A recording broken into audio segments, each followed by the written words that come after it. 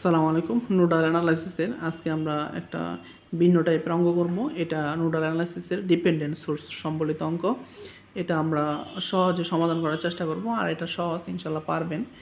না পারার কিছু নেই, এগুলো সহজ, এগুলো কোনো প্যারেশানির কিছু নেই। হ্যাঁ, তাহলে দেখেন, বের করতে হবে B0 এবং B1 এর মান। B0 কোথায় আছে দেখেন, B0 এখানে আছে, আর B1টা আছে আমার এখানে। হ্যাঁ, এই নোডের মানটা দেওয়া আছে। হ্যাঁ, তাহলে আমি দেখেন, যেহেতু নোডাল অ্যানালাইসিস, তাহলে আমি একটা নোড রেফারেন্স নোড দিয়ে নিলাম। হ্যাঁ, আর যেহেতু দেখেন এটা গ্রাউন্ড ভোল্ট মিটার B0 না, এটা পজিটিভ প্রান্ত, তার মানে কি এই পয়েন্টে কি পজিটিভ ধরছেন। হ্যাঁ, আর এই পয়েন্টে নেগেটিভ ধরছেন, তার মানে কি এই 2 ওহম রেজিস্টরে যত ভোল্টেজ পাবেন এইটাই B0 দেখাবে আর কি। হ্যাঁ, শো করবে, তার মানে কি এই পয়েন্টটা কি ধরতে পারেন আপনি, B0। হ্যাঁ, এখান থেকে এই পয়েন্ট, যে এটাই তো নোডাল অ্যানালাইসিসের এই নোডের ভোল্টেজটাই তো শো করবে। হ্যাঁ, যে B0 লিখলাম এখানে, মানে এখানে পজিটিভ ধরলাম ভোল্ট মিটারে, এখানে ধরলাম নেগেটিভ।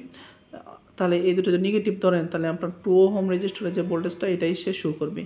এই জন্য আমি B0 পয়েন্টটা এখানে দিয়ে নিলাম। হ্যাঁ, তাহলে দেখেন আমি একটু আগাই আমাদের এখানে, তাহলে আমি B0 দিয়ে নিচ্ছি, আর এখানে কি দিচ্ছি, P1 পয়েন্ট দেওয়া ছিল, অঙ্কে যা ছিল আমি এগুলো সব কিছু দিয়ে নিচ্ছি এখানে। হ্যাঁ, তাহলে দেখেন এখানে আমি এখন কী করবো, অ্যাপ্লাই KCL অ্যাট পয়েন্ট এ। হ্যাঁ, আমার পয়েন্টে একটা KCL অ্যাপ্লাই করবো এখানে। হ্যাঁ, আপনি চাইলে আগত কারেন্ট ধরতে পারেন, নির্গত কারেন্ট ধরতে পারেন, এগুলো আপনার ইচ্ছা। আমি আগে বলছি যে এই পয়েন্ট থেকে আমি আগত কারেন্টের মান 0 ধরলাম, আর নির্গত কারেন্টের মান সবগুলো ধরলাম। আমি ধরলাম দেন এই পয়েন্টের সাথে এই ব্রাঞ্চের সম্পর্ক, এই ব্রাঞ্চের সম্পর্ক, আর এই ব্রাঞ্চের সম্পর্ক। হ্যাঁ, তাহলে আমি সবগুলাই আগত কারেন্ট সমান সমান 0 ধরলাম, আর এইগুলো সবগুলাই এই পয়েন্ট থেকে নির্গত ধরলাম আর কি। হ্যাঁ, তাহলে দেখেন নির্গত যদি হয় এদিকে হয়। হ্যাঁ, এই যে এই ডিরেকশনগুলো, এগুলো আপনি তাকাবেন না, আমি নির্গত ধরছি। হ্যাঁ, এগুলো পরে আমি বলবো এর জন্য কিসের জন্য দিচ্ছি আর কি। তাহলে আপনি যদি এই পয়েন্ট থেকে নির্গত হন, তাহলে এই ভোল্টেজ -30 ভোল্ট বাক মধ্যবর্তী রেজিস্টার 1, তাহলে B0 -30 বাক 1। হ্যাঁ, যোগ। হ্যাঁ, আর এটাও নির্গত ধরছেন। হ্যাঁ, এটা নির্গত, এটা কথা 0 ভোল্টের রেফারেন্স। হ্যাঁ, তাহলে দেন B0 -0 বাক মধ্যবর্তী রেজিস্টার 2, এই যে লিখলাম। আর এটা লিখলাম আর এই পয়েন্ট এবং এই পয়েন্ট, 2 পয়েন্টের মাঝখান থেকে আমি ধরছি নির্গত, মানে B0 পয়েন্ট থেকে B1 এর দিকে কারেন্ট যাচ্ছে। তাহলে দেখেন বলছিলাম যে দুইটা নোড সবসময় একটা আরেকটার অপোজিট, মাঝখানে যেটা সোর্স থাকে, সোর্সটা পজিটিভ এই পাশে, তার মানে কি সাপ্লাইটা এইদিকে। হ্যাঁ, তাহলে দেখেন B0টা যদি আপনি প্লাস ধরেন, এইদিকে যদি প্লাস ধরেন, তাহলে এই দুইটা কী হবে, মাইনাস হবে। তাহলে আমি যেহেতু বড় ভোল্টেজ এটা ধরছি, এই জন্য প্লাস ধরলাম, এই যে B0 প্লাস পজিটিভ। আর যেহেতু এটা এই ভোল্টেজ সোর্সের অপোজিট কোনটা, এটা না, তাহলে এটা অপোজিট, কারণ কি এটার সোর্সের প্রেশার এদিকে, এটার এদিকে, আর বাকি এটার প্রেশার কোন দিকে, বাকি দেখেন এটার প্রেশারটা কোন দিকে, এই দিকে আর কি। তাহলে এই যে B0 -2B0 আর হচ্ছে -B1, তাহলে আমি লিখলাম B0 -2B0 -B1 বাক 4। হ্যাঁ, তাহলে আমি নর্মালি আগের মতো অঙ্ক যেভাবে করলাম সেভাবে করলাম। বাক মধ্যবর্তী রেজিস্টার আছে কত, 4, মধ্যবর্তী রেজিস্টার আছে কত, 4 ওহম। হ্যাঁ, তাহলে এই ভোল্টেজ যেহেতু এটা এদিকে আসতেছে, আবার এটা এদিকে আসতেছে, এই জন্য B0 -2 ভোল্ট আর মাইনাস এই নোডের ভোল্টেজ B1 বাক মধ্যবর্তী রেজিস্টার 4, আমি এটা এখানে লিখছি আর কি। হ্যাঁ, তাহলে আপনি ক্যালকুলেশন করলে কী পাবেন, এটা পাবেন B1 -5B0 সমান সমান -120 ভোল্ট। হ্যাঁ, এটা আমি বের করলাম। এখন KCL এর পয়েন্ট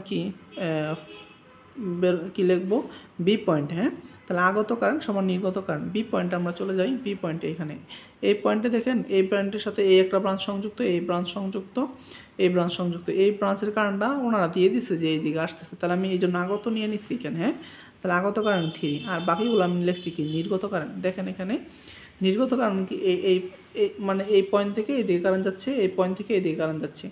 যদি নির্গত হয় তাহলে অবশ্যই এটা বড় হবে, নাহলে নির্গত কারেন্ট লেখা যাবে না। তাহলে এই ভোল্টেজ -0 বাক মধ্যবর্তী রেজিস্টার 16, তাহলে দেখেন এই যে B1 -0 দিলেও দিতে পারেন, না দিলেও না দিতে পারেন, সমস্যা নাই। B1 -0 বাক 16, এটা যোগ পরে এইটা, তাহলে দেখেন এটা এই ভোল্টেজ বড় হবে আর এটা ছোট হবে। তাহলে দেখেন বলছিলাম এটার প্রেশারটা কোন দিকে, এইদিকে, এইদিকে। হ্যাঁ, আর এইটার প্রেশারটা কোন দিকে, একই দিকে। তাহলে এই প্রেশার এই ভোল্টেজ সোর্স দুটোটা একই দিকে, তাহলে এইটা যোগ এটা -B0। হ্যাঁ, তাহলে দেখেন B1 +2B0, দুইটা ভোল্টেজ যেহেতু সোর্স একই দিকে, তাহলে এই দুইটা যোগ দিলাম, -B0 বাক 4 দিয়ে দিলাম। তাহলে আমি এটা এখন এখানে ক্যালকুলেশন করলাম। হ্যাঁ, ক্যালকুলেশন করে কত পেলাম দেখুন, 5B1 + 4B0 48 সমান। তাহলে ইকুয়েশন 1 এবং ইকুয়েশন 2 সমাধান করে পাই। হ্যাঁ, তাহলে দেখেন ইকুয়েশন সমীকরণ 1 এবং 2 সমাধান করে পাই। B1 = 8.275 ভোল্ট আর B0 সমান 22.3448 ভোল্ট। হ্যাঁ, তাহলে আমি এখানে দেখেন দুইটা সমাধান করে এই মানটা পেলাম।